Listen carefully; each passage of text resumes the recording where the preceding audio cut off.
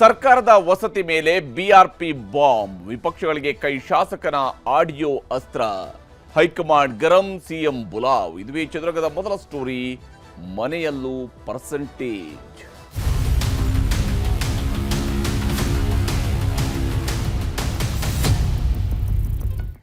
ಬಿಜೆಪಿಯ ವಿರುದ್ಧ ಕಾಂಗ್ರೆಸ್ನವರು 40% ಕಮಿಷನ್, 40% ಕಮಿಷನ್, ಪೇ ಸಿಎಂ ಅನ್ನುವಂತಹ ಕ್ಯಾಂಪೇನ್ಗಳನ್ನು ಮಾಡಿ 2023ರ ಚುನಾವಣೆಯಲ್ಲಿ ಇಡೀ ರಾಜ್ಯದ ಉದ್ದಗಲಕ್ಕೂ ಕೂಡ ಡಂಗುರ ಬಾರಿಸ್ತಾ ಬಂದಿದ್ರು. ಈ ಸರ್ಕಾರದವರು 40% ಕಮಿಷನ್ ಅವರು, ಇವರು ಪೇ ಸಿಎಂನವರು ಅಂತ ಹೇಳ್ಕೊಂಡು ಬಂದಿದ್ರು.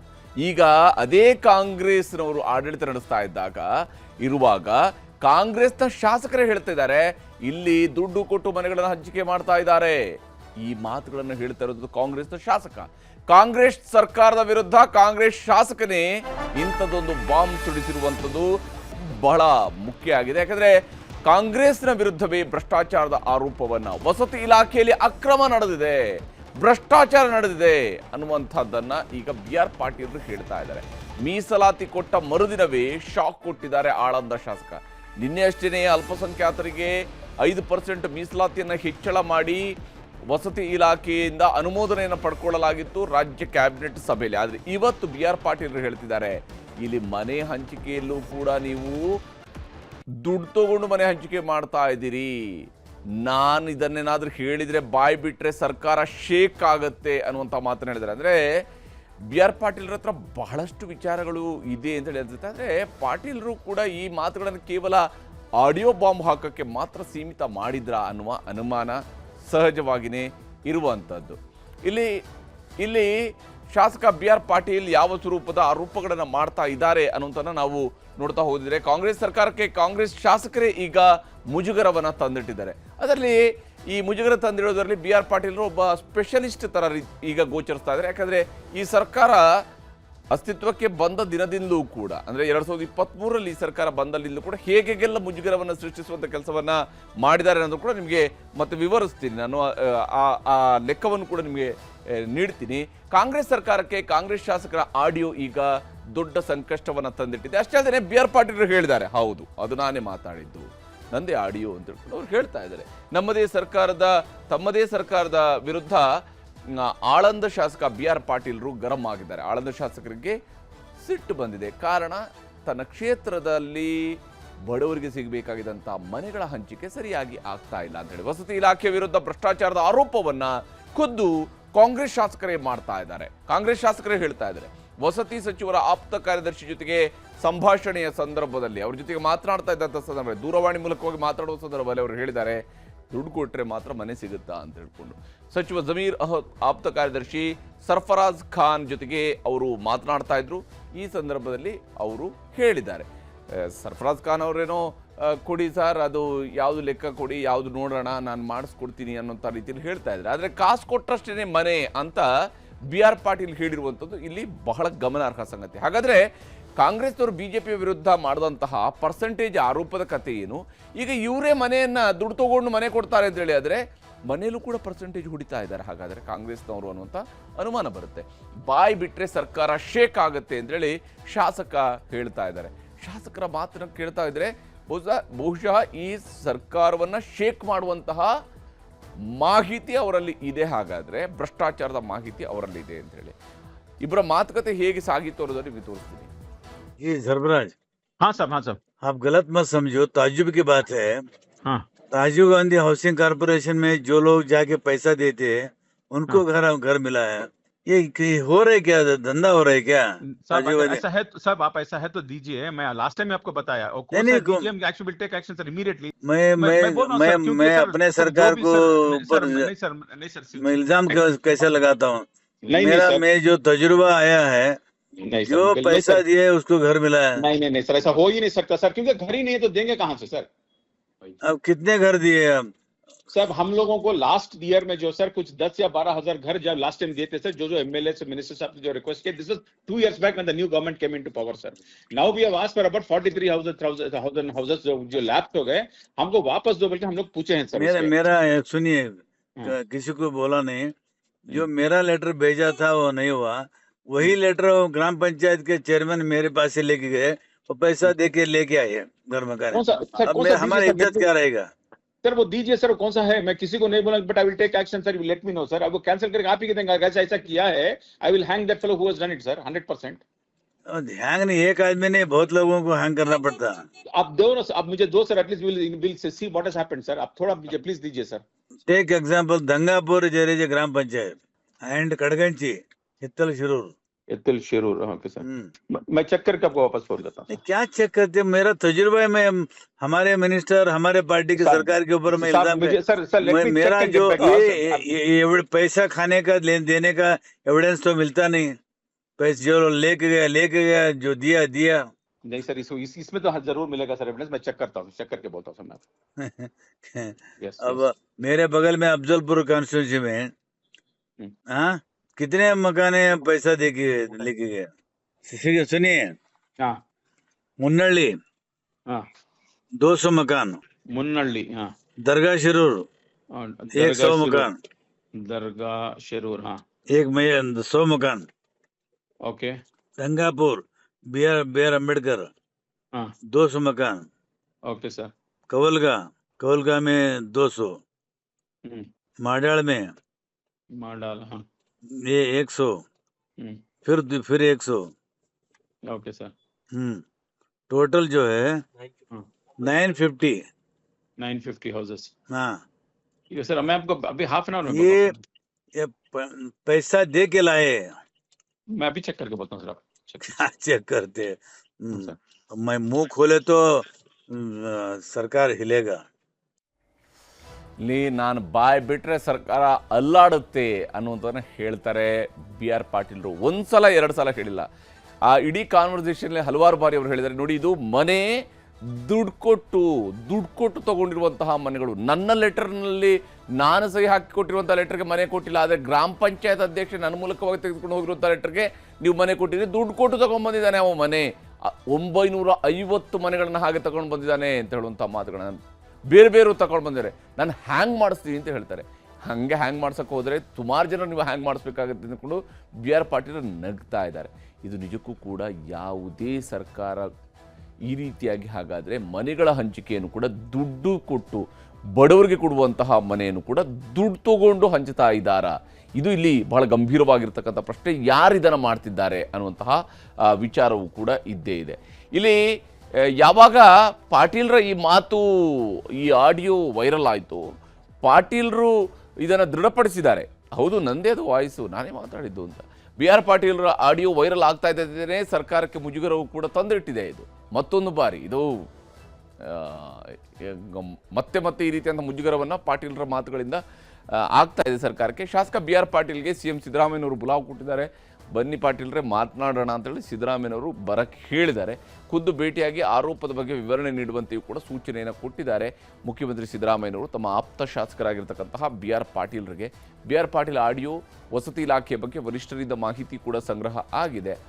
ಜಮೀರ್ ಅಹಮದ್ ಖಾನ್ ಅವರ ಇಲಾಖೆಯಲ್ಲಿ ಏನಾಗ್ತಾ ಇದೆ ಅಂತೇಳಿ ಬಿ ಆರ್ ಪಾಟೀಲ್ ಆರೋಪದ ಬಗ್ಗೆ ವಿವರಣೆ ನೀಡುವಂತೆ ರಣದೀಪ್ ಸುರ್ಜೇವಾಲಾ ಅವರು ಸೂಚನೆಯನ್ನು ಕೊಟ್ಟಿದ್ದಾರೆ. ಏನು ನಡೆದಿದೆ, ಯಾವ ಕಾರಣಕ್ಕಾಗಿ ಈ ಆರೋಪ ಬಂದಿದೆ ಅನ್ನುವಂಥದ್ದನ್ನು ಅವರು ಕೂಡ ಚೆಕ್ ಮಾಡೋಕ್ಕೆ ಹೇಳಿದ್ದಾರೆ. ವಸತಿ ಇಲಾಖೆ ಸಚಿವ ಜಮೀರ್ ಅವರ ಕೆಲಸ, ಹಾಗೆಯೇ ಇಲಾಖೆ ಅಧಿಕಾರಿಗಳ ಕಾರ್ಯವೈಖರಿ, ಈ ವಿಚಾರಗಳ ಬಗ್ಗೆ ನಮಗೆ ರಿಪೋರ್ಟ್ ಬೇಕು, ಏನಾಗ್ತಾ ಇದೆ ಅನ್ನೋದನ್ನು ತಿಳ್ಕೊಳ್ಬೇಕು ಅನ್ನೋದನ್ನು ಹೇಳಿದ್ದಾರೆ. ಜಮೀರ್ PS ಸರ್ಫರಾಜ್ ಬಗ್ಗೆಯೂ ಕೂಡ ಮಾಹಿತಿಯನ್ನು ಸಂಗ್ರಹಿಸಿದೆ ಈಗ ಹೈಕಮಾಂಡ್. ಸರ್ಫರಾಜ್ ಅವರೇನು ಮಾತನಾಡಿದ್ದಾರೆ, ಸರ್ಫರಾಜ್ ಖಾನ್ ಅವರ ಬಗ್ಗೆಯೂ ಕೂಡ ಮಾಹಿತಿಯನ್ನು ಹೈಕಮಾಂಡ್ ಕೇಳಿದೆ. ಜಮೀರ್ ಅಹಮದ್ ಆಪ್ತ ಕಾರ್ಯದರ್ಶಿ ಮೇಲೆ ಮುಖ್ಯ ಕಾರ್ಯದರ್ಶಿಯವರು ಕೂಡ ಗರಂ ಆಗಿದ್ದಾರೆ. ಹೇಗೆ, ಯಾವ ಕಾರಣಕ್ಕಾಗಿ ಈ ರೀತಿಯಂಥ ವಿಚಾರಗಳ ಬಗ್ಗೆ ನೀವು ಫೋನ್ನಲ್ಲಿ ಮಾತನಾಡಿದ್ದೀರಿ, ಖುದ್ದು ಬಂದು ರೈಟಿಂಗ್ನಲ್ಲಿ ವಿವರಣೆಯನ್ನು ನೀಡುವಂತೆ ಶಾಲಿನಿ ರಜನೀಶ್ ಅವರು ಕೂಡ ಸೂಚನೆಯನ್ನು ಕೊಟ್ಟಿದ್ದಾರೆ. ಇಲ್ಲಿ ಬಿ ಆರ್ ಪಾಟೀಲ್ರು ಈ ರೀತಿಯಾದಂತಹ ಒಂದು ಮಾತಿನ ಮೂಲಕ ಇಲ್ಲಿ ಆಡಿಯೋ ಹಾಗಾದರೆ ಹೇಗೆ ಲೀಕ್ ಆಗಿರಬಹುದು ಅನ್ನುವಂಥ ಅನುಮಾನ ಬಂದೇ ಬರುತ್ತೆ. ಒಂದೋ ಸರ್ಫರಾಜ್ ಖಾನ್ ಕೊಡಬೇಕು ಅಥವಾ ಬಿ ಆರ್ ಪಾಟೀಲ್ ಕೊಡಬೇಕು. ಇಬ್ಬರ ನಡುವೆನೇ ಮಾತುಕತೆ ಆಗಿರುವಂಥದ್ದು. ಬಿ ಆರ್ ಪಾಟೀಲ್ರ ಮೊಬೈಲಲ್ಲಿ ಅದು ರೆಕಾರ್ಡ್ ಆಗಿರಬೇಕು, ಸರ್ಫರಾಜ್ ಖಾನ್ ಅವರ ಮೊಬೈಲ್ ಆದರೂ ರೆಕಾರ್ಡ್ ಆಗಿರಬೇಕು. ಇದನ್ನು ವೈರಲ್ ಕೂಡ ಮಾಡ್ಕೊಂಡಿರುವಂಥದ್ದು ಈ ಇಬ್ಬರಲ್ಲಿ ಯಾರೋ ಒಬ್ಬರು ಮಾಡಿದ್ದಾರೆ. ಇಲ್ಲಿ ಪ್ರತಿಪಕ್ಷಗಳ ಕೈಗೆ ದೊಡ್ಡ ಅಸ್ತ್ರ ಈಗ ಸಿಕ್ಕಿದೆ. B R Patil audio viral ಆಗ್ತಾ ಇದ್ದಂತೆ ಪ್ರತಿಪಕ್ಷಗಳು ಕೂಡ ಅದನ್ನು ದೊಡ್ಡ ಅಸ್ತ್ರವಾಗಿ ಸರ್ಕಾರದ ವಿರುದ್ಧ ಬಳಕೆ ಮಾಡೋದಕ್ಕೆ ಶುರು ಮಾಡಿದ್ದಾರೆ. ಕಾಂಗ್ರೆಸ್ ಸರ್ಕಾರದ ಮೇಲೆ ಈಗ ಬಿಜೆಪಿ ಮತ್ತು JDSನ ನಾಯಕರುಗಳು ಮುಗಿಬಿದ್ದಿದ್ದಾರೆ. ಇದು ಎಲ್ಲ ಇಲಾಖೆಗಳಲ್ಲೂ ಕೂಡ ಈ ರೀತಿಯಾದ ಭ್ರಷ್ಟಾಚಾರ ನಡೀತಾ ಇದೆ. ಕಾಂಗ್ರೆಸ್ ಸರ್ಕಾರ ಭ್ರಷ್ಟಾಚಾರದಲ್ಲಿ ನಂಬರ್ 1 ಆಗಿದೆ ಅನ್ನುವಂತಹ ಮಾತನ್ನು ಹೇಳ್ತಾ ಇದ್ದಾರೆ. ಕಾಂಗ್ರೆಸ್ ಸರ್ಕಾರ ಭ್ರಷ್ಟಾಚಾರದಲ್ಲಿ ನಂಬರ್ 1 ಆಗಿದೆ ಅನ್ನುವಂಥದ್ದು ಕೂಡ ಆರೋಪವನ್ನು ಮಾಡಿದ್ದಾರೆ. BR ಪಾಟೀಲ್ ಹೇಳಿಕೆ ಇದಕ್ಕೆ ಪುಷ್ಟಿ ನೀಡ್ತಾ ಇದೆ. ಪಾಟೀಲ್ರ ಮಾತುಗಳು ಈ ಭ್ರಷ್ಟಾಚಾರ ಹೇಗಿದೆ ಅನ್ನೋದಕ್ಕೆ ಪುಷ್ಟಿ ನೀಡುತ್ತೆ ಅನ್ನುವಂಥದ್ದನ್ನು ಲೋಕಾಯುಕ್ತಕ್ಕೆ BR ಪಾಟೀಲರು ದೂರು ಕೊಡಬೇಕು ಅನ್ನುವಂತಹ ಆಗ್ರಹವನ್ನು ಕೂಡ ಇದೇ ಸಂದರ್ಭದಲ್ಲಿ ಮಾಡಿದ್ದಾರೆ. BR ಪಾಟೀಲ್ ಆಡಿಯೋ ಅಕ್ರಮದ ಬಗ್ಗೆ ನ್ಯಾಯಾಂಗ ತನಿಖೆ ಆಗಬೇಕು ಅನ್ನುವಂತಹ ಒತ್ತಾಯವನ್ನು ಕೂಡ ಪ್ರತಿಪಕ್ಷಗಳು ಮಾಡ್ತಾ ಇರುವಂಥದ್ದು. ಇಲ್ಲಿ ಭ್ರಷ್ಟಾಚಾರಕ್ಕೆ ಎಲ್ಲರ ಕುಮ್ಮಕ್ಕು ಇದೆ, ಎಲ್ಲರ ಬಗ್ಗೆಯೂ ಕೂಡ ತನಿಖೆ ಆಗಲಿ ಅನ್ನುವಂತಹ ಆಗ್ರಹವನ್ನು ಪ್ರತಿಪಕ್ಷದವರು ಮಾಡ್ತಾ ಇರುವಂಥದ್ದು. ಇಲ್ಲಿ ಇರುವಂತಹ ಪ್ರಶ್ನೆ ಇದುವೇನೆ. ಯಾಕಂದರೆ BR ಪಾಟೀಲರು ಇಲ್ಲಿ ದುಡ್ಡು ಕೊಟ್ಟು ಮನೆ ತಗೊಂಡು ಬರ್ತಾ ಇದ್ದಾರೆ ಅನ್ನುವಂಥದ್ರ ಬಗ್ಗೆ ಪಾಟೀಲ್ರಿಗೆ ನಿಜಕ್ಕೂ ಮಾಹಿತಿ ಇದ್ದರೆ, ಯಾಕಂದರೆ ಅವರೊಬ್ಬ ಶಾಸಕ, ಅವರು ಶಾಸನ ಸಭೆಯಲ್ಲಿ ಕೆಲಸ ಮಾಡೋರು, ಏನು ಕಾನೂನುಗಳನ್ನು ರಚನೆ ಮಾಡ್ತಕ್ಕಂಥ ಸ್ಥಾನದಲ್ಲಿರುವಂಥವ್ರು ಇದನ್ನು ತೀರಾ ಆಡಿಯೋದಲ್ಲಿ ಒಬ್ಬ ಅಧಿಕಾರಿಗೆ ಏನೇನು ದುಡ್ಡು ತಗೊಂಡು ನೀವು ಮನೆ ಹಂಚ್ತಿದ್ದೀರಿ ಅಂತ ಹೇಳೋದಕ್ಕೆ ಸೀಮಿತ ಆಗೋದಿಲ್ಲ. ಅವ್ರು ಖಂಡಿತವಾಗ್ಲೂ ಕೂಡ ಅವರು ಲೋಕಾಯುಕ್ತಕ್ಕೆ ದೂರು ಕೊಡಬೇಕಾಗತ್ತೆ. ಈ ಭ್ರಷ್ಟಾಚಾರವನ್ನು ಅವರು ಮುಚ್ಚಿಡುವಂಥ ಕೆಲಸವನ್ನು ಮಾಡಬಾರ್ದು. ಯಾಕಂದರೆ ಒಬ್ಬ ಶಾಸಕರಾಗಿ ಅವರ ಜವಾಬ್ದಾರಿ ಕೂಡ ಆಗುತ್ತೆ. ಯಾವ್ಯಾವ ನಾಯಕರು ಏನು ಹೇಳ್ತಿದ್ದಾರೆ ಅನ್ನೋದನ್ನು ನಿಮ್ಗೆ ತೋರಿಸ್ತೀನಿ. BR ಪಾಟೀಲ್ ಹೇಳುವಂಥದ್ದು 100ಕ್ಕೆ 100 ಸತ್ಯ. ನಾನು ಅದನ್ನೇ ಈಗ ನಿಮ್ಗೆ ಹೇಳಿದ್ದು, ಹಣ ಕೊಡದೆ ದುಡ್ಡು ಕೊಡದೆ ಯಾವುದೇ ಕೆಲಸ ಆಗೋದಿಲ್ಲ ಅನ್ನುವಂಥದ್ದು ಸಾಬೀತಾಗಿದೆ. ಬಡವರ ಮನೆ ಬೇಕು ಅಂದರೂ ಸಹ ದುಡ್ಡು ಕೊಟ್ಟೆ ಮನೆ ತಗೊಳ್ಳುವಂಥ ದುಸ್ಥಿತಿ ಬಂದಿದೆ. ನಾನು ಹೇಳ್ತಾ ಇಲ್ಲ, ಸ್ವತಃ BR ಪಾಟೀಲ್ ಹೇಳಿದ್ದಾರೆ ಅಂದಮೇಲೆ ಇದನ್ನಾದರೂ ಈಗಲಾದರೂ ಸರ್ಕಾರ ಒಪ್ಪಿಕೊಂಡು ತಪ್ಪನ್ನು ಸರಿಪಡಿಸ್ಕೊಂಡು ಬಡವರಿಗೆ ನ್ಯಾಯ ಒದಗಿಸ್ಕೊಳ್ಳುವಂಥ ಕೆಲಸ ಮಾಡಬೇಕು ಅಂತ ಒತ್ತಾಯ ಮಾಡ್ತೀವಿ. ಅದೇನು ಆಶ್ಚರ್ಯ ಅನ್ನೋದು ನಿಮಗೆ? BR ಪಾಟೀಲ್ ಮತ್ತು ಆಶ್ಚರ್ಯವ ನಿಮಗೆ ಅಂತ ಕೇಳ್ತೀನಿ. ಸರ್ಕಾರ ನಡೀತಾ ಇದೆ, ಅದರ ನಿರಂತರವಾಗಿ ನಡೀತಾ ಇದೆ. ಪರ್ಸೆಂಟೇಜ್ಗಳು, ಸೈಟ್ಗಳು ಕೊಡಬೇಕಾದ್ರೆ, ದುಡ್ಡು ಕೊಡಬೇಕಾದ್ರೆ ಎಲ್ಲ ರೀತಿಯಲ್ಲೂ ಪರ್ಸೆಂಟೇಜ್ ಎಲ್ಲ ಇಲಾಖೆಯೂ ನಡೀತಿದೆ. ರಾಜ್ಯದಲ್ಲಿ ಕಾಂಗ್ರೆಸ್ ಪಕ್ಷ ಅಧಿಕಾರಕ್ಕೆ ಬಂದು ಅವರು ಕೇಂದ್ರದ ಹೈಕಮಾಂಡ್ಗೆ ಒಂದು ATM ಆಗಿ ಪರಿವರ್ತನೆ ಮಾಡಬೇಕು ಕರ್ನಾಟಕವನ್ನ. ಇವತ್ತು ಭ್ರಷ್ಟಾಚಾರ ಮುಗಿಲು ಮುಟ್ಟಿರ್ತಕ್ಕಂಥದ್ದು. ಭಾರತೀಯ ಜನತಾ ಪಾರ್ಟಿ ಮೇಲೆ 40% ಭ್ರಷ್ಟಾಚಾರ ಆರೋಪ ಮಾಡ್ತಾ ಇದ್ರು. ಆದರೆ ನೀವು ಜನಸಾಮಾನ್ಯರು ಕೇಳಿ, ಉದ್ಯಮಿಗಳನ್ನ ಕೇಳಿ, ಯಾರನ್ನೇ ಕೇಳಿ, ಇವತ್ತು ಇದು 100% ಭ್ರಷ್ಟಾಚಾರದ ಸರ್ಕಾರ ಅಂತೇಳಿ ಜನಸಾಮಾನ್ಯರು ಮಾತನಾಡ್ತಾ ಇದ್ದಾರೆ. ಹೀಗೆ ಇಲ್ಲಿ ಇವರು ಆಗ್ರಹವನ್ನು ಮಾಡ್ತಿರೋ, ಪ್ರತಿಪಕ್ಷದವರು ಆಗ್ರಹ ಮಾಡ್ತಾ ಇದ್ದಾರೆ ಅಂತ ಹೇಳಿ ಅಲ್ಲ, ಇದು BR ಪಾಟೀಲ್ರ ಜವಾಬ್ದಾರಿ ಆಗಬೇಕು ಅಂತೇಳಿ. ಯಾಕಂದ್ರೆ ಇಲ್ಲಿ ಭ್ರಷ್ಟಾಚಾರ ನಡೀತಾ ಇದೆ. ಇವರು ಮನೆ ಹಂಚಿಕೆ ಮಾಡೋದಕ್ಕೂ ಕೂಡ ದುಡ್ಡು ತಗೋತಾರೆ ಅಂತ ಹೇಳಿದ್ರೆ ಯಾರೋ ಅಧಿಕಾರಿಗೆ ಹೇಳ್ಕೊಂಡು ನಗುವಂಥ ವಿಚಾರ ಅಲ್ಲ ಇದು. ಒಬ್ಬ ಶಾಸಕರಿಗೆ ಇದರ ಬಗ್ಗೆ ಸರಿಯಾದಂತಹ ಮಾಹಿತಿ ಇದೆ ಅಂತ ಹೇಳಿದ್ರೆ ಖಂಡಿತವಾಗಲೂ ಕೂಡ ಅವರು ಶಾಸಕರ ಜವಾಬ್ದಾರಿಯಾಗಿ ಅವರು ಭ್ರಷ್ಟಾಚಾರದ ವಿರುದ್ಧದ ಏನೋ ಕ್ರಮಕ್ಕೆ ಅವರು ಮುಂದಾಗಬೇಕು. ಇಲ್ಲಿ ಪಾಟೀಲ್ರು ಈ ರೀತಿಯಾದಂಥ ಬಾಂಬ್ ಸುಡಿಸ್ತಾ ಇರುವಂಥದ್ದು ಇದೇ ಮೊದಲೇನಲ್ಲ. ನೋಡಿ, ಜುಲೈ 25, 2023 ಈ ಸರ್ಕಾರ, ಕಾಂಗ್ರೆಸ್ ಸರ್ಕಾರ ರಾಜ್ಯದಲ್ಲಿ ಆಡಳಿತಕ್ಕೆ ಬಂದಿದ್ದು ಮೇ 20, 2023. ಅಲ್ಲಿಂದ ಕರೆಕ್ಟ್ 65ನೇ ದಿವಸಕ್ಕೆ ಸರ್ಕಾರ ಬಂದ 2 ತಿಂಗಳಲ್ಲಿ ಅಪಸ್ವರವನ್ನು ಎತ್ತಿದ್ರು ಇದೇ BR ಪಾಟೀಲ್ರು. ಬಹಳ ಮುಖ್ಯವಾಗಿ ಪಾಟೀಲ್ರು ಅವತ್ತು ಅನುದಾನ ಕೊಡ್ತಾ ಇಲ್ಲ ಅಂತೇಳಿ ಅಸಮಾಧಾನವನ್ನು ಹೊರಹಾಕ್ತಾರೆ. ಸರ್ಕಾರ ಆಗಸ್ಟೇ ತನ್ನ ಮೊದಲ ಬಜೆಟನ್ನು ಮಂಡನೆ ಮಾಡಿರುತ್ತೆ. BR ಪಾಟೀಲ್ ಸೇರಿದಂತೆ 20ಕ್ಕೂ ಹೆಚ್ಚು ಶಾಸಕರ ಪತ್ರ ಅವತ್ತು ವೈರಲ್ ಆಗಿತ್ತು. ಆ ಒಂದು ಪತ್ರದಲ್ಲಿ 20ಕ್ಕೂ ಹೆಚ್ಚು ಶಾಸಕರು ಸಹಿ ಹಾಕಿದ್ರು. ಆ ಪತ್ರ ವೈರಲ್ ಆಯಿತು. ಇಲ್ಲಿ ಅನುದಾನ ಸಿಗ್ತಾ ಇಲ್ಲ, ಅಭಿವೃದ್ಧಿಗೆ ಅನುದಾನ ಸಿಗ್ತಾ ಇಲ್ಲ ಅನ್ನುವಂಥ ಅಸಮಾಧಾನ ಶುರುವಾಗಿತ್ತು. ಅದು ಮೊದಲನೇದು ಸರ್ಕಾರ ಬಂದ 65ನೇ ದಿವಸದಲ್ಲಿ ಬಂದಿರೋದು. ಇದಾದ ಮೇಲೆ ಶಾಸಕ ಸ್ಥಾನಕ್ಕೆ ರಾಜೀನಾಮೆ ಬೆದರಿಕೆಯನ್ನು ಕೊಟ್ಟರು. ಅಂದರೆ ನನ್ನನ್ನು ಒಂದು ವೇಳೆ ನೀವು ಇದನ್ನೆಲ್ಲ ಸರಿಪಡಿಸದೇ ಇದ್ದರೆ ನಾನು ಶಾಸಕ ಸ್ಥಾನಕ್ಕೆ ರಾಜೀನಾಮೆ ಕೊಡೋದಕ್ಕೂ ಕೂಡ ಹಿಂದೆ ಮುಂದೆ ನೋಡಲ್ಲ ಅನ್ನುವಂತಹ ರೀತಿಯಲ್ಲೂ ಕೂಡ ಸರ್ಕಾರಕ್ಕೆ ಅವರು ವಿಚಾರವನ್ನು ಬಿಸಿ ಮುಟ್ಟಿಸುವ ಪ್ರಯತ್ನವನ್ನು ಮಾಡಿದರು. ಇನ್ನು ಗ್ರಾಮೀಣ ಮೂಲಸೌಕರ್ಯ ಕಾಮಗಾರಿಗಳಲ್ಲೂ ಕೂಡ ಕಾಮಗಾರಿಗಳಿಗೂ ಕೂಡ ಅಪಸ್ವರವನ್ನು ನವೆಂಬರ್ 29, 2023 ಎತ್ತಾರೆ. ಆ ಸಂದರ್ಭದಲ್ಲೂ ಕೂಡ ಅವರ ಆಕ್ರೋಶ, ಸಿದ್ದರಾಮಯ್ಯ ಸರ್ಕಾರದ ಭವಿಷ್ಯದ ಪ್ರಶ್ನೆಯನ್ನು ಕೂಡ ಅವರು ಅಲ್ಲಿ ಎತ್ತುತ್ತಾರೆ. ಸಿದ್ದರಾಮಯ್ಯ ಸರ್ಕಾರದ ಭವಿಷ್ಯದ ಬಗ್ಗೆಯೂ ಕೂಡ ಅವರು ಪ್ರಶ್ನೆಯನ್ನು ಎತ್ತಿದ್ರು. ಇನ್ನು CM ರಾಜಕೀಯ ಸಲಹೆಗಾರ ಹುದ್ದೆಗೆ ಅವರು ಫೆಬ್ರವರಿ 1, 2025 ರಾಜೀನಾಮೆಯನ್ನು ಕೂಡ ಕೊಡ್ತಾರೆ. ಅವರು ಫೆಬ್ರವರಿ ತಿಂಗಳಲ್ಲಿ CM ರಾಜಕೀಯ ಸಲಹೆಗಾರ ಹುದ್ದೆಗೆ ರಾಜೀನಾಮೆ ಕೊಡ್ತಾರೆ. ಆಮೇಲೆ ಅವ್ರನ್ನ ಕರ್ನಾಟಕ ರಾಜ್ಯ ನೀತಿ ಆಯೋಗದ ಮತ್ತು ಯೋಜನಾ ಆಯೋಗದ ಉಪಾಧ್ಯಕ್ಷರಾಗಿ ಫೆಬ್ರವರಿ 17, 2025ರಲ್ಲಿ ಆ ಸ್ಥಾನವನ್ನು ಕೊಟ್ಟು ಅವರಿಗೆ ಸಂಪುಟ ದರ್ಜೆ ಸ್ಥಾನಮಾನ ನೀಡಿ ಸರ್ಕಾರ ಅವರನ್ನು ಸಮಾಧಾನ ಪಡಿಸುವಂತಹ ಪ್ರಯತ್ನವನ್ನು ಮಾಡಿತು. ಹಾಗಿದ್ರೂ ಕೂಡ ಈಗ ಮತ್ತೊಂದು ರೀತಿಯಾದ ಆಡಿಯೋದ ಮೂಲಕವಾಗಿ ಪಾಟೀಲ್ರ ಮಾತು ಈಗ ವೈರಲ್ ಆಗ್ತಾ ಇದೆ. ಈ ವಿಚಾರಕ್ಕೆ ಸಂಬಂಧಪಟ್ಟಂತೆ ಇಲ್ಲಿ ಪಾಟೀಲ್ರು ಯಾವ ಕಾರಣಕ್ಕಾಗಿ ಇಷ್ಟೊಂದು ಸಿಟ್ಟಾಗಿದ್ದಾರೆ ಅನ್ನೋಂಥನ್ನ ನೋಡ್ತಾ ಹೋದರೆ, ಹಿರಿತನ ಇದ್ರೂ ಕೂಡ ಮಂತ್ರಿ ಸ್ಥಾನ ಅವರಿಗೆ ಸಿಗ್ತಾ ಇಲ್ಲ. ಯಾಕಂದರೆ ಸಿದ್ದರಾಮಯ್ಯನವ್ರ ಜೊತೆಗೆ ಅವರ ರಾಜಕೀಯವನ್ನ ಬಹಳ ಹತ್ತಿರದಿಂದ ಮಾಡ್ತಾ ಬಂದಂಥವ್ರು BR ಪಾಟೀಲ್ರು. ಆದರೆ ಅವರಿಗೆ ಮಂತ್ರಿ ಸ್ಥಾನದ ಯೋಗ ಕೂಡಿ ಬಂದಿಲ್ಲ. ಯೋಜನಾ ಆಯೋಗದ ಉಪಾಧ್ಯಕ್ಷ ಅನ್ನುವಂಥದ್ದು ಒಂದು ರೀತಿಯಂಥ ಡಮ್ಮಿ ಪೋಸ್ಟ್ ಇದ್ದಂಗೆ, ಅದರಲ್ಲೇನು ಬಹಳ ಮಹತ್ವದನ್ನೇನು ಸಾಧಿಸೋದಕ್ಕೆ ಏನೂ ಇಲ್ಲ ಅಲ್ಲಿ ಅಂತ ಹೇಳುವಂಥದ್ದು ಅವರ ಅಭಿಪ್ರಾಯ ಅಥವಾ ಅವರ ಅನಿಸಿಕೆಯೂ ಇರಬಹುದು. ಕಲಬುರಗಿ ರಾಜಕಾರಣದ ಮೇಲೆ ಸೀನಿಯರ್ ಆಗಿದ್ರು ಕೂಡ ಅವ್ರಿಗೆ ಯಾವುದೇ ರೀತಿಯಿಂದ ಹಿಡಿತಾ ಇಲ್ಲ. ಅಲ್ಲೇನಿದ್ರು ಕೂಡ ಪ್ರಿಯಾಂಕ್ ಖರ್ಗೆ ಅವ್ರದ್ದೇ ಹೆಚ್ಚು ಹಿಡಿತಾ ಇದೆ. ಯಾಕಂದರೆ ಅವರು ಉಸ್ತುವಾರಿ ಸಚಿವರು ಕೂಡ ಇದ್ದಾರೆ. ಹೀಗಾಗಿ BR ಪಾಟೀಲ್ರಿಗೆ ಅಲ್ಲಿ ಯಾವುದೇ ರೀತಿಯಿಂದ ಹಿಡಿತ ಕೂಡ ಇಲ್ಲ. ಇಬ್ಬರು ಸಚಿವರು ಒಂದೇ ಜಿಲ್ಲೆಯವರು, ಪ್ರಿಯಾಂಕ್ ಖರ್ಗೆ ಮತ್ತು ಶರಣ್ ಪ್ರಕಾಶ್ ಪಾಟೀಲ್ರಿದ್ದಾರೆ. ತನಗಿಂತ ಜೂನಿಯರ್ಸ್, ಆದರೆ ತನಗೆ ಈ ಜಿಲ್ಲೆಯಲ್ಲಿ ಯಾವುದೇ ರೀತಿಯಾದಂಥ ಹಿಡಿತ ಇಲ್ಲ ಅನ್ನುವಂತಹ ಅಸಮಾಧಾನವೂ ಕೂಡ ಅವರಿಗೆ ಇದ್ದೇ ಇದೆ. ಈ ವಿಚಾರಕ್ಕೆ ಸಂಬಂಧಪಟ್ಟಂತೆ ಶರಣ್ ಪ್ರಕಾಶ್ ಪಾಟೀಲ್ರು ಮಾತನಾಡಿದ್ದಾರೆ, ತೋರಿಸ್ತೀನಿ. ಅದ್ರ ಬಗ್ಗೆ ನನಗೆ ಮಾಹಿತಿ ಇಲ್ಲ. ನೀವು ಹಾಗೆ ಯಾಕೆ ಹೇಳಿದ್ದಾರೆ ಅಂತ ನನ್ನ ಗಮನಕ್ಕೂ ಕೂಡ ಇಲ್ಲ. ನೀವು ಅವರನ್ನು ಕೇಳಿದ್ರೆ ಬೆಟ್ರು, ಯಾಕಂದರೆ ಕರೆದು ಮಾತಾಡ್ಬೋದು ಬಹುಶಃ.